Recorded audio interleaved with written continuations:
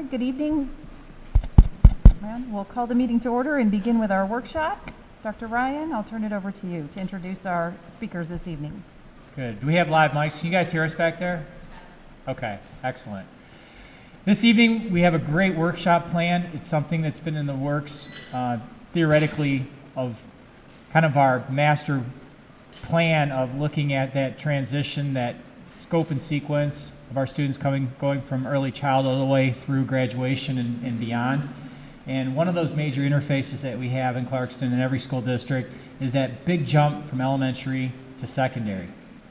And it proverbially, over the last probably 500 years, probably at least 50 to 100 that I remember or read about, has been a struggle, and it's a major transition for students, making from that self-contained classroom in 5th grade and making that jump to where everything is different. You know, their schedules are different, multiple teachers, their bodies are changing, their minds are changing. You know, it's a pivotal kind of growth couple years where I think that we owe it to pay a little bit more attention to those transition points. You know, the assumption is that we've all been through it, we've lived it and survived it, and we're all still here.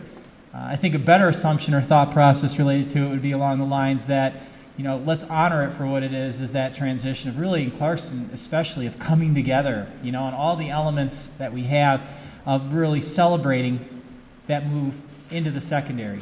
And really the inroads that we make and the way that we are able to bring our students from 5th to 6th grade sets the tone and their pathways all the way through graduation. And if we're heavy-handed or we do it wrong or we don't do it as well as we possibly can be in terms of what's out there of best practices, we really do our students a disservice as they make that move. And the impact that we have as educators as they move into that 6th grade format, if we do it right and open the door, we're hopeful that we can really provide not only a good transition for students to feel better, to feel more in line with taking on those new challenges, but really set the stage for an amazing amount of both personal growth and achievement all the way through, as I said, the senior year.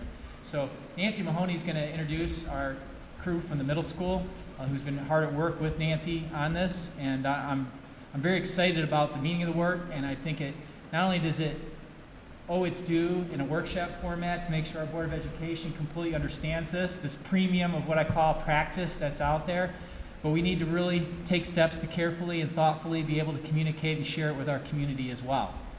We don't want any misunderstandings as part of it, and I think tonight is a really big step towards that. So Ms. Mahoney, if you'd like to take the floor, please guide us through. Thank you. Thank you, Dr. Ryan. Good evening, Board of Education. We're excited to share some, I think, exciting changes that we're making at Sashabaw Middle School, and as a workshop, I just encourage this to be conversational. Any thoughts, questions that you may have, please stop us at any time and let's talk. Let's have a good conversation. We did present this presentation to TLC, which was February 25th, and we received very good feedback from them. So I'm excited to share this with you as well and how we want to move forward with our communication plan. So transitioning to SMS, it is a place where students thrive, and I think we really want to talk about how and why they thrive at Sashabaw Middle School. I'd like to begin just by introducing this team that we've really come to the table just to talk through this and think about the changes and why and just making it right for kids. So we have Liz Walker, our principal at Sashabaw Middle School. We have Amy Wade Tiffner, she's a counselor at Sashabaw Middle School.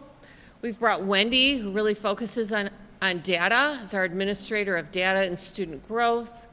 And then we have two very key players of subject area coordinators, Noah Sherrill for math and Laura Mahler, who leads secondary ELA. Okay, so I'm going to start with Liz. I'm going to have you begin. Thank you. Good evening, everyone.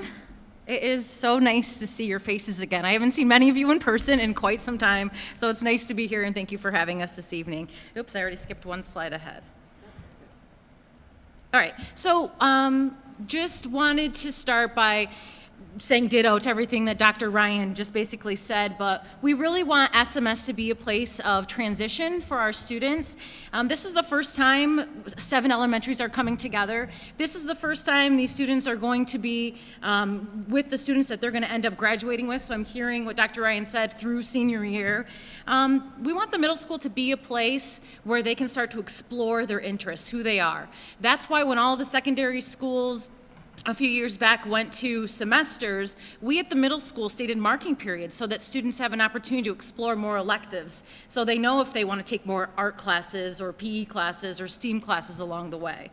It's a time to learn the structure that's in place for secondary. This is the first time these students are basically changing classes and having homework and things like that. So we're going to highlight a lot of that through this presentation and with the help of these key players here. So the adjustment to secondary school, the why we decided to make some of these choices, like I said, this is the first time they're rotating classes. They're actually, we have to remember, in the middle school, their age is 10 through 13. There are days where kids are carrying stuffed animals around all day. So we still have a very young audience. These students have never had lockers before. They have lockers, but they've never had to use a combination. That's a big source of stress when students come to school, and just even how to organize their locker and set themselves up. So this is a place that we need to start learning those things so that we can be successful in the junior high and high school. And they went from a really small school, we have to remember, there might be 2 or 3 fifth grade classes, to now they are with 600 plus students. We do try to keep it small on teams, but they are now one of 600 plus kids. And then just the grading practices that Mrs. Mahoney is going to touch on in just a couple of moments.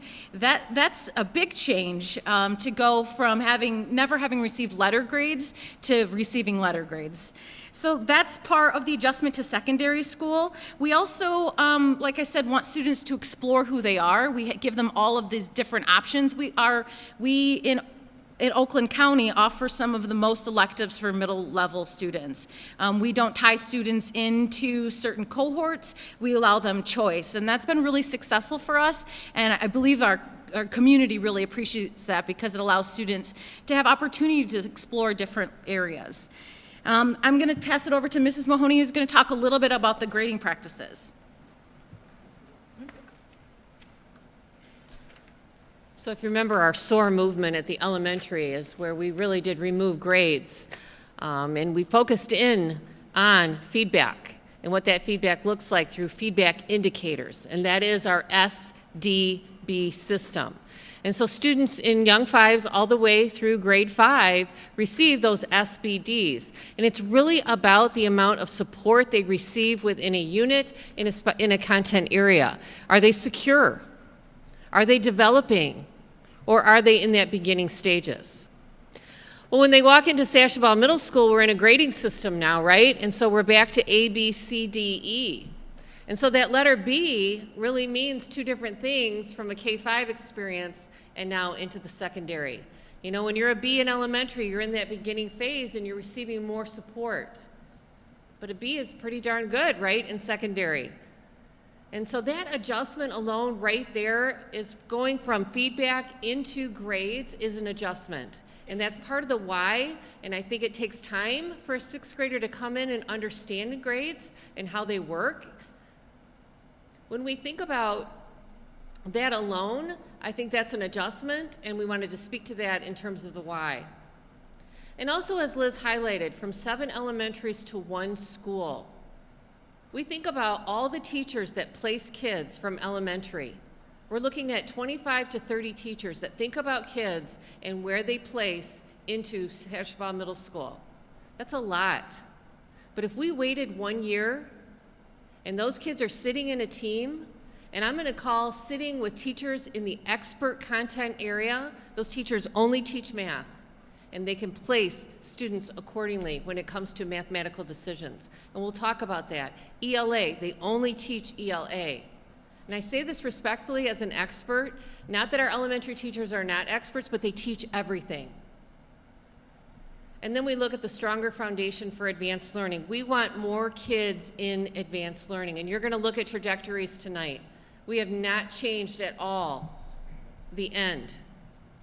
What we're doing is changing the starting point. We want a stronger foundation for all kids. We're looking at all buildings, and we believe that there are kids that are hidden and that there are kids that can be more successful with a stronger foundation and head into advanced courses. We're excited to share more about the why, and we'll come back to this slide, but that's the gist, the beginning of why we want to make these changes. So just to highlight one more thing, I was standing back there, was just thinking about adolescence and puberty, and that's a tough time already. And so when I think about the why, there's no need to hurry up and rush through the curriculum, kind of dig down and set that foundation like Mrs. Mahoney was just saying. In order to look at all of this, we looked at social emotional data, demographic and academic data, perception data, and then what are other districts doing? What's happening in Oakland County? Are we where we should be? So at this time, Ms. Swede-Tiffner, she looked at a lot of things through a counselor's perspective, and so she's going to share with you some of the things that we've been noticing through the years at the middle school. Looks like I should have clicked on that link for you. Oh, it is. Yes.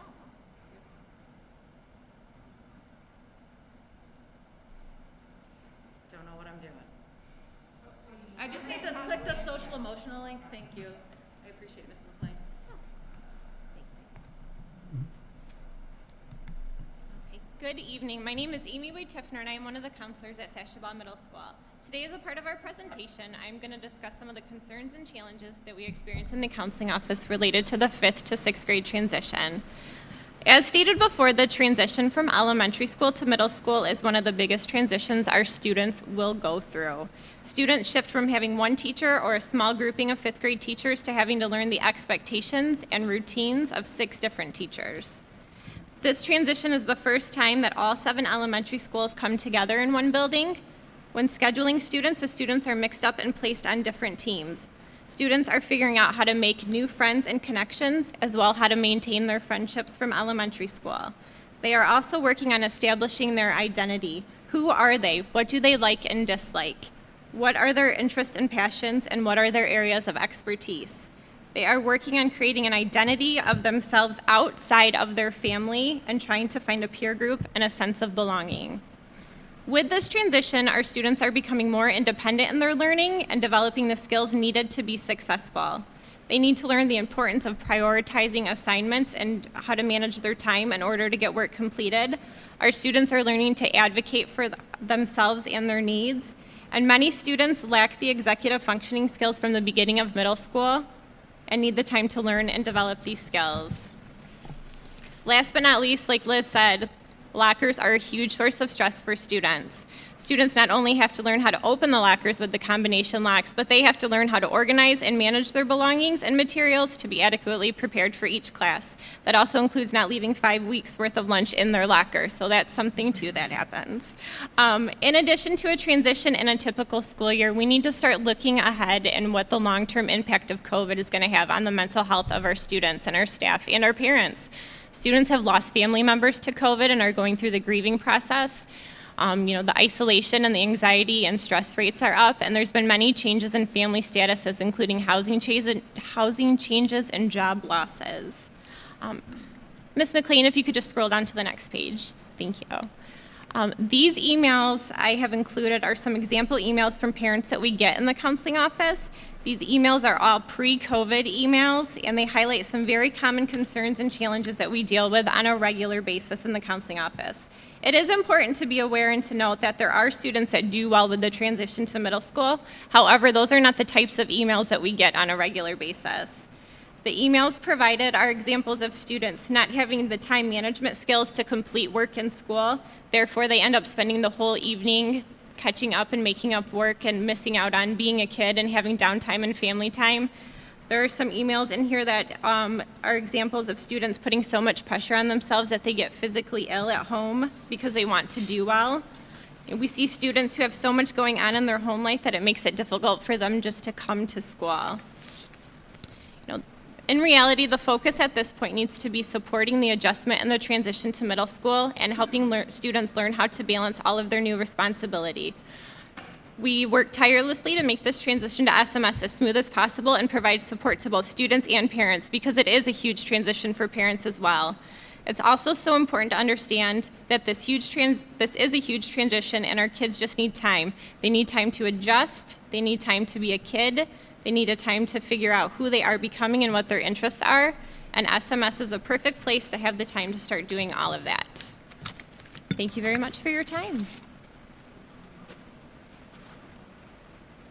Thank you, Ms. Wade Tiffner.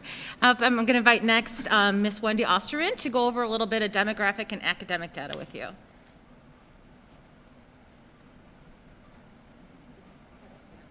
Good evening, everyone. I'm gonna have to put this down a little bit shorter than Nancy. So I'm just giving a little snapshot of data, concentrating on our fifth graders. We have 7 unique and amazing elementary schools. All of these fifth graders will be coming together in the fall. So I have basically 3 graphs. So keep in mind that although the data varies from each school, every single one of these schools has students that are advanced and they have students that struggle. The green graph that you're looking at first shows the average national percentile for our current fifth graders for math, and it's based on screener data. Our screener data that we use is STAR and iReady, depending on which school the students are in. And to explain what this is really kind of telling you is that the percentiles are nationally normed, so it's showing where our students are compared to other students nationally. And again, this is just our fifth graders, and the green graph is for math. So you can see we have definite variations. And then if we scroll down a little bit, this purple graph is similar, only it shows the average national reading percentile for each one of our 7 elementary schools.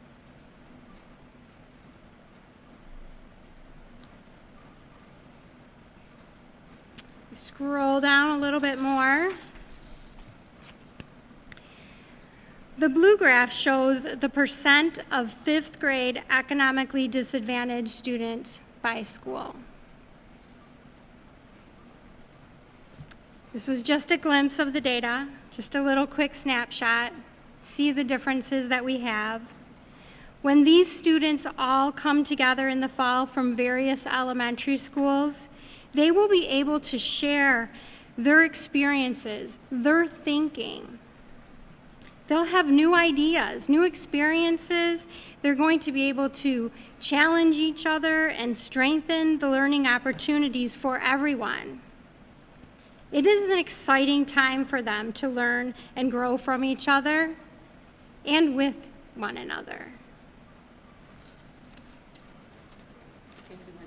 You're welcome. Thank you so much, Wendy. When I look at that, it makes me think about just allowing and providing an equal playing field for all of our students as they enter into the middle school and into secondary learning. And if somebody is doing an exceptional job in fifth grade and we're pigeonholing them into these advanced classes and tracking them so early, maybe by the time that they're in eighth grade, it's been too stressful, and where they could have been, they never make it. So looking at that data is very important. We also collected some perception data from our fifth grade teachers, sixth grade teachers, seventh grade teachers. We needed to know how our teachers were feeling, if they thought this was the right choice. I know that our subject area coordinators, Mrs. Mahler and Mr. Sherrill, also met with their teams.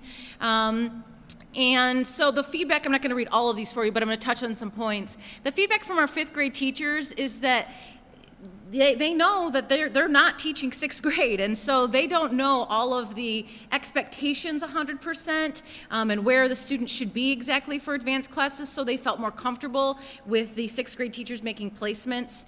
A lot of time is spent in fifth grade talking about sixth grade and what their students going to do and what they're going to be, instead of focusing on being a 5th grade student and celebrating their elementary years. And that takes over conferences, what advanced classes can my kid take, why didn't you put my kid in advanced classes? And so it becomes kind of a negative feel at conferences a lot of times, and then in the spring while we're doing this placement. And then they were concerned as well, the 5th grade staff was concerned about the self-confidence and the identity concerns. I was listening to one of the elementary principals, and they were going, Mr. Fuller, he was saying, like, the day those letters come out, like, you can feel it in the classrooms. The next day, everyone's like, are you in? Are you in? Did you make it? And the kids who aren't in are quiet, and it's a very stressful time, he said, for all of the students involved. So that was the perception of the 5th grade teachers. If you scroll down just a little bit, the 6th and 7th grade teachers were saying some of those same things. It makes sense for the decision for advanced classes to be made at SMS for secondary level, for more consistency. It's 4 teachers that are teaching math or language arts instead of across 7 elementaries, so that makes more sense. The perception about culture in Clarkston, needing to be advanced, and just kind of removing that stress from our families, our community, and our students. And then students just having time to acclimate to secondary, the grading system, the structure. So everything we kind of said the why a few minutes ago, the teachers reiterated it in their comments as well. Those executive function skills, all of that. So that was important that we got that information from teachers, and they were feeling very much the same way as we thought they had been. And they've been voicing it for a little bit too. As you know, we lost accelerated science last year, and we really haven't had any issues with that at all. We're able to differentiate in the classrooms. So we're going to go to the next slide now, or just what other districts do. So I did an intensive search of different places throughout the county, and you can see that only a few districts offer advanced ELA, and I was sitting with one of my middle level colleagues at Oakland County, and they said, that's kind of interesting to me, those schools are close to schools of choice where maybe if they didn't offer those courses, advanced courses, they might lose some of their students. That was just something anecdotal from another principal in the county, and I thought, that is interesting, but what we have at the bottom was that no, we wouldn't offer it, and we'd kind of be on par with a lot of other districts around us. And then for math, we're not removing advanced math. We don't need advanced 6. If you should be taking 7th grade math or 8th grade math, that's where you're going to be. We have a 4th grader right now in the middle school taking classes. That kid's exceptional. That kid needs to be in the right place for math. So we would have something called Math Plus, and Mr. Sherrill's going to dig into that with you. I don't do math very well, so he's going to be the one to explain that to you much more clearly than I would be able to. So we know that we need to get the kids where they belong, and we need to make sure that we can differentiate for all of them, but this would be the track that we would go for that. And moving on to the next slide. Thank you, Heidi.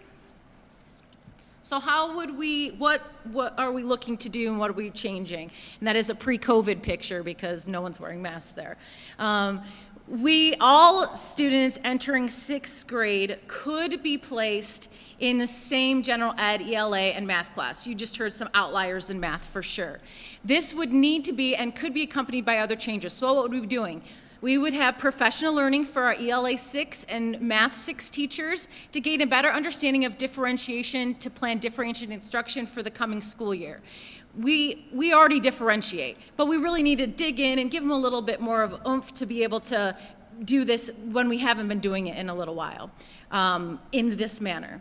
Adjusted schedule, so I could create a master schedule that would allow my ELA 6 and Math 6 teachers to share a conference hour so that now they could differentiate in classrooms. So I could have Mrs. Eichhorn is going to take the high level learners 1 hour, and off that team is going to go to some students who need some remediation to Miss Elborn's classroom. So even they could switch and move depending on the unit, and you can do that for each unit, each different place that the students are, and that might change for a student. They might be really successful in reading, but struggle in writing, and so we can differentiate and move through. So the master schedule would be able to allow for that. We also know that we need to look into the future, so we would look into Possibly in the future, adding a literacy coach at SMS or the secondary level in general, and push for more improvements in our reading and writing across the content area, and then explore future additional elective offerings that could enrich some of our math and ELA. So those are all options, like a creative writing class or a math Olympiad kind of class. But that would be a little ways out. We would look to make those changes and kind of assess how it happens this year and what our needs would be, and then look to explore that in the future. And so how we would do this is the data decision making. We would use pre-tests, informal assessments, formative assessment to do some of that regrouping that I just spoke about. I'd have to use the master's schedule in creative ways to allow that flexibility for our teachers and our students. To work on our professional learning, especially in differentiation, and we would start the school year with a lot of that for our 6th grade math and language arts teams. And then work on that throughout the year with our professional learning communities, with our subject area coordinators. We definitely would need to support our teachers in all of that. And then we know that this would look different. We would still be continuing to support support and challenge all of our learners. We're able to do that through differentiation, but we still will offer our support classes, our LA support. We still run AARI at SMS, which is a reading program. We will continue to offer our math support classes for our struggling math students, which is an extra time for a student outside of math to spend and work on that time. And then we know that when all of the students are together, our high-level learners are able to model and use shared thinking with all students. And so when they're all together, they actually learn from each other and push each other and advance together that way. So it's actually a beautiful thing when all levels of learners are together. So we talked a little bit about the trajectory and what that would look like, and I'm going to bring up Laura Mahler to go ahead and talk about that. Even though a student isn't advanced in 6th grade, that's okay. They're still going to be able to take AP and IB classes as they move forward.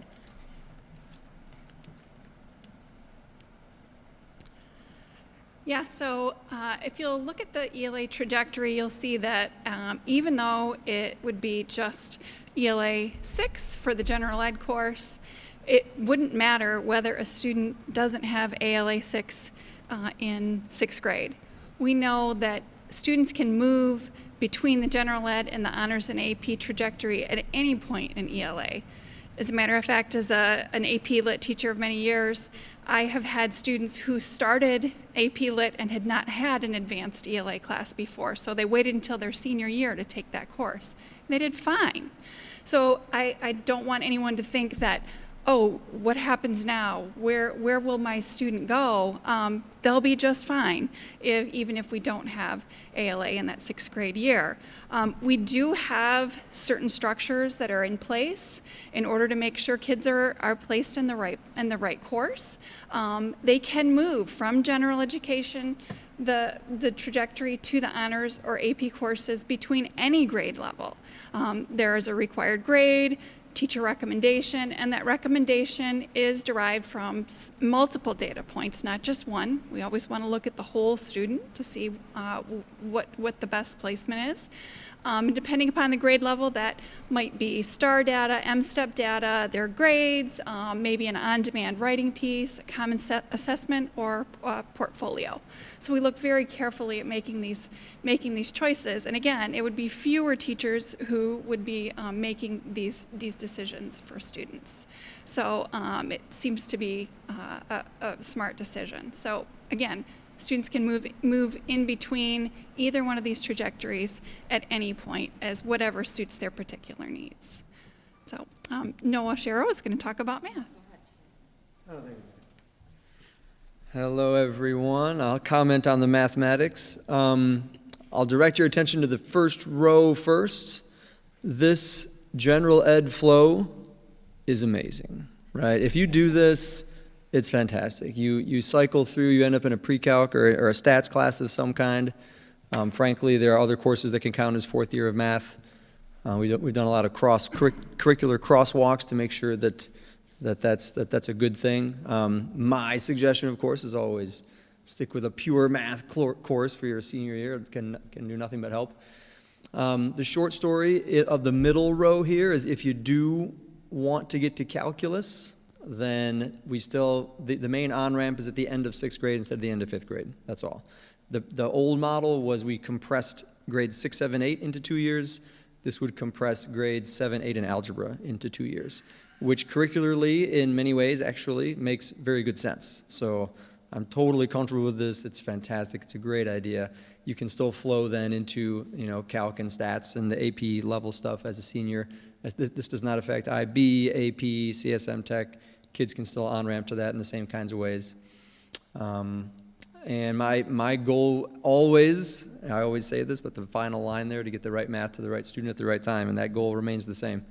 We pride ourselves on-ramps and off-ramps as needed, frankly, but on-ramps along the way, there's no kid that will be stuck in any kind of a place. We want to get them to the right math always, and this is a fantastic change to the model. So I'm excited about it. And any questions, of course, about math or otherwise? Mrs. Mahoney. Ms. McLean, I think we have, yes, thank you. So I just wanted to come back to the why.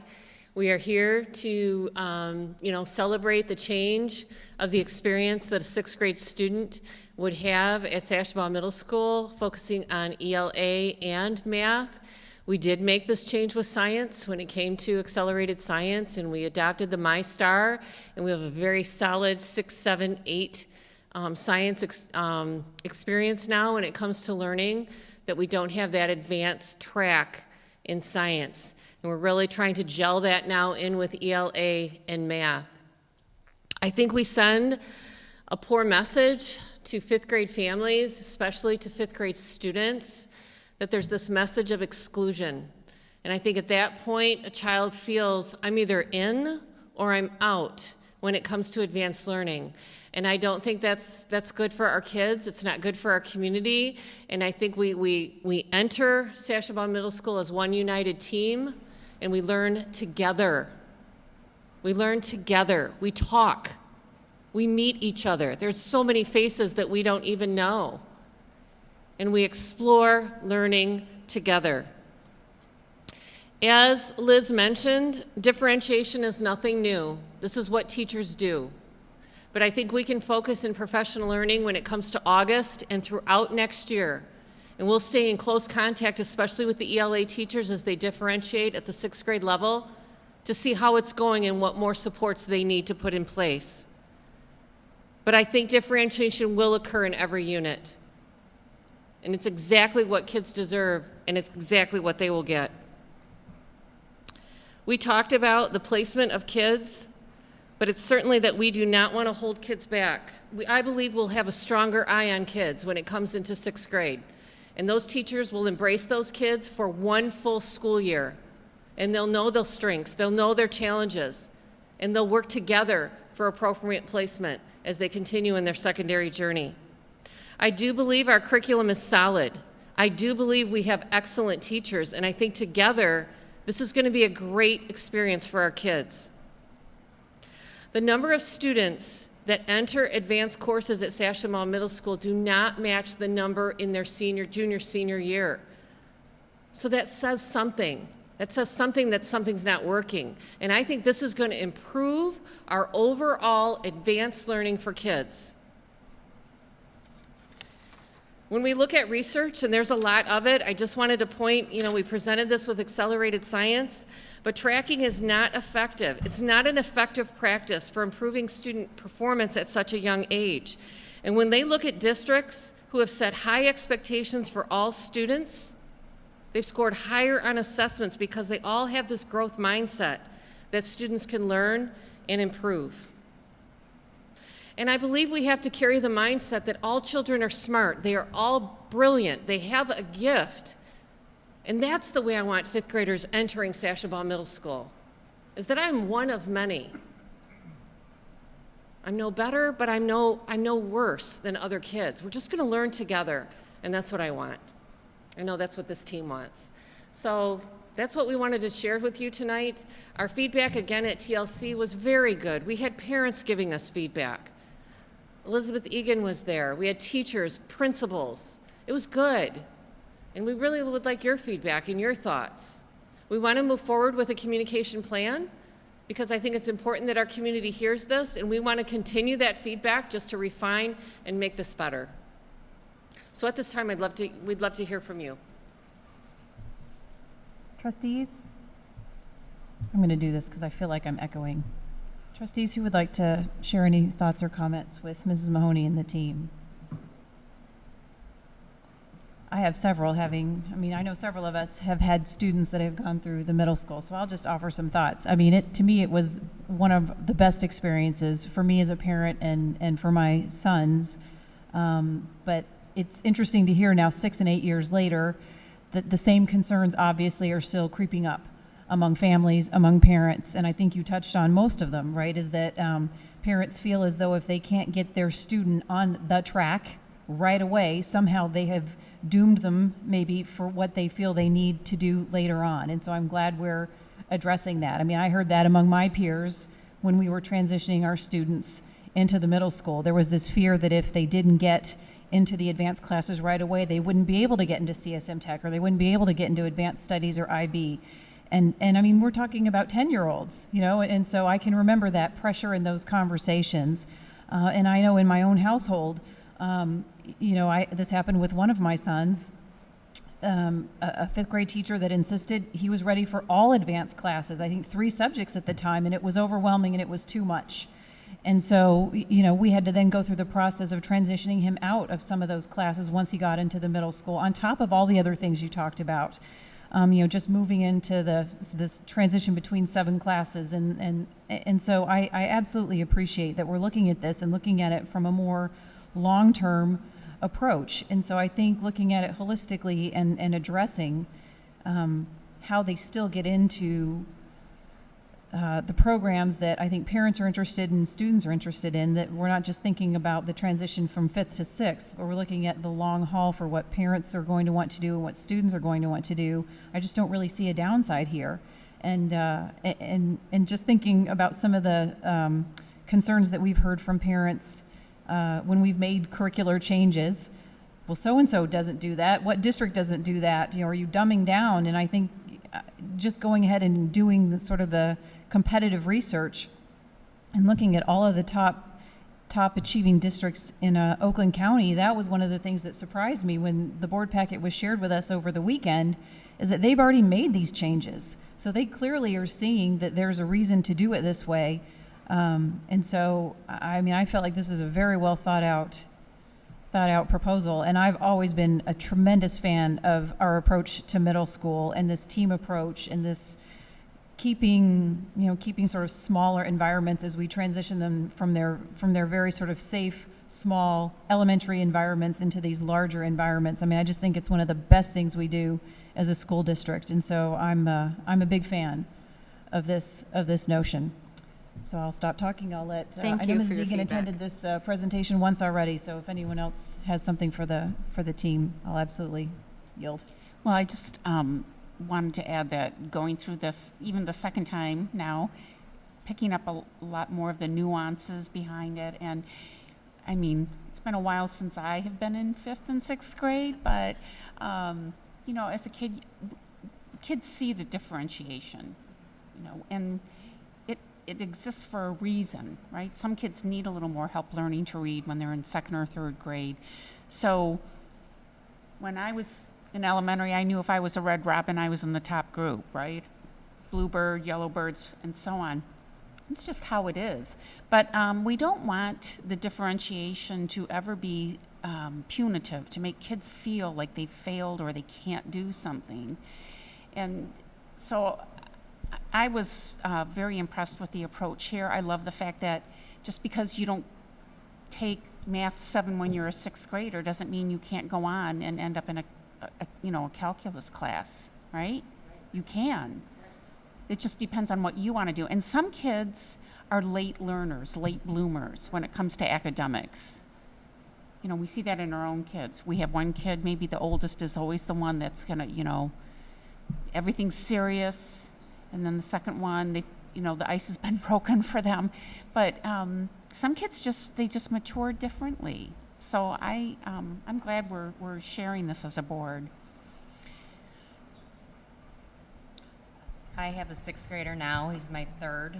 So I've done this now 3 times, although this year is so different than any other year. It doesn't count. And I've had 3 very different children. My first one was fast-tracked for all of the advanced classes, and the pressure was very overwhelming very early on. My second one was really right on the line and could have gone either way, and we chose to hold him into the general, and then we onboarded him later. And I think it's really important because as a first-time parent going through it, I think I definitely had the feeling that if I didn't do it at that moment, I couldn't do it later. So I think that's really important for all parents to know, that there's no one on-ramp, that it is, and because there are, in my third one, as I'm sure you guys have come in contact with him, he's his own kid, and he's very smart, but he's very executive function this is his time to learn all of that, and that's what we're working on. And so, I have always also loved the small, insulated feeling of the teams in this giant, overwhelmingly so, and it never feels overwhelming. I think this is a great idea to do it this way because I know there was exclusion feelings in 5th grade last year. And there doesn't need to be. So one of my questions to you, because we've done this with science, and I know one of the questions that came to me quite a bit was, and I don't think we made the class sizes smaller in order to help the teachers, right? They've found it easy, and not easy, it's never easy. They've been able to work with all the levels well in the science classes, because I'm sure that will be the worry. So we'll still offer the same amount of sections. When I count up sections of classes that I would offer, I would, in any year, I have so many advanced sections, but if I need 17 sections of social studies, I would just, run 17. But if I need 17 of math, I'd just pull out a couple for advanced. So the class sizes wouldn't be any larger or any different than they already are. And that's why we wanted to focus too on professional learning for our staff, even though we always do differentiation and that's good teaching, but just to give our teachers who might not have worked with the advanced curriculum a ton more recently, just to be able to allow them access to that again, because they might have to push a student, like you already, like you're doing great. I want you to also apply this novel or this article with what we're doing in class, to be able to differentiate like that. So we're hoping that through a little bit of professional learning, that will be beneficial to our staff, but none of the class sizes would be any different. I think one of the other really important things that maybe I didn't know with my older one, we all learn so much more every time, right? Yeah. And especially this year with my younger son, is how much those 4 ELA teachers talk, is how much, when we were having some issues, it was academic seminar. I had put him through that to try and help some of this organization, and his teacher was reaching out to me quite a bit, and she said, it didn't amaze me, it was so comforting to know, before I reached out to you, I also spoke to his 3 core teachers, and we all got together and we talked about this, and we all think that this is what we should do. And it was just, and I think that's not abnormal. That happens all the time, and I think it's important for our parents to know that. That's how I've structured our professional learning at SMS, is 1 week, and they meet all of the time anyways, and then, so 1 week the teams will meet, so now they're in with their team, the 4 core teachers, and then the following week will be in departments. And then there's also opportunity for 6-7 department to talk, because that's important too. Yeah. So we do that, but then also I've always used my master's schedule in order to ensure time for teachers. It's hard. We don't have a ton of time in a day. So I will make sure all the teachers have lunch together, and whether they use that time or not, because it's duty free, but they usually do. They have lunch together, and then they naturally have conversation for either department or team. So every year I focus on that, and then they have a planning period opposite. So the team would all have lunch together next year, and then the department will have planning time together. Thank you, everybody. I'm very excited about it. Thank you. Ms. McGinnis, were you interested in speaking? It's been a while since mine have been in school. However, I also put a note here about class sizes because I was thinking, I really liked the slide that spoke about how the 5th grade teachers at the elementary schools were like, gee, I really don't know the 6th grade curriculum to appropriately place these students. So for that one main reason, I really like the placement coming into the middle school of it happening at 6 ELA or 6 math and happening there. So because of my perception of more differentiation than therefore going on, that is where my perception of class size is going to make an impact, is that until the 7th grade year comes around, where those students who may have been placed in advanced ELA in their 6th grade year have now had to be differentiated with, and vice versa, those students who wouldn't have been placed, that 6th grade year may be more difficult for those 6th grade teachers than any other grade level, and therefore class size in the 6th grade may be more of a heightened awareness because the teacher may be doing more differentiation. That was where my comment about class sizes was going. But on the other side of the coin, I also don't want those kids who may have been placed in advanced in 6th grade to take the easy road because they're not being pushed out of the starting gates. So I feel like there's a little bit of both sides going on there, and I think that professional development for our teachers is going to be crucial for those 6th grade teachers to help incentivize and push those students who can be pushed into the 7th grade honors class and onward. So there's the only place where I thought class size might be something that would be a consideration. Thank you. Any other comments, questions, or discussion? At the end of this week, we are going through Google Meet. We're going to meet with all 5th grade teachers just to go over this. I think sometimes these conversations can come up at parent-teacher conferences, which will be coming up soon here by the end of the month. And so we just want to make sure that our 5th grade teachers are fully aware and can speak to this transition. And I feel really good about that we're kind of all speaking together with this exciting, I think, opportunity for kids.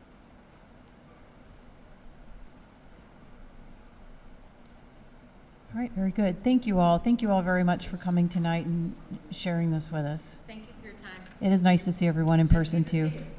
Very good. Okay, trustees, why don't we just take about 3 minutes, stretch our legs, and then we'll go ahead and get started with our business meeting. We are in recess.